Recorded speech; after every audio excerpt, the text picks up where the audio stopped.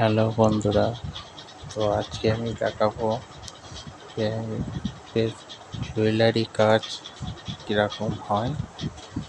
এইগুলো হচ্ছে ছোটো ছোটো কানের পিস, স্টক বলে থাকে। আর এগুলো হচ্ছে বড়ো সাইজের ইয়াররিং হয়। ও এইগুলো এখন পরিষ্কারের কাজ চলছে। একজন কাকু সাইডে বসে পরিষ্কার করছে, আর আমাকে এই কাজগুলো পরিষ্কার করতে দিয়েছিল। আমার কাজ হয়ে গেছে। তো এইগুলো হচ্ছে নেকলেসের বড় বড় সেন্টার হয়। এখানে একটা কাকু পাশে বসে পরিষ্কার করছে। তো ভিডিওটা যদি ভালো লাগে তো একটা কমেন্ট করে নিশ্চয়ই জানাবে। এটা আমার ফার্স্ট ভিডিও, কিরম হয়।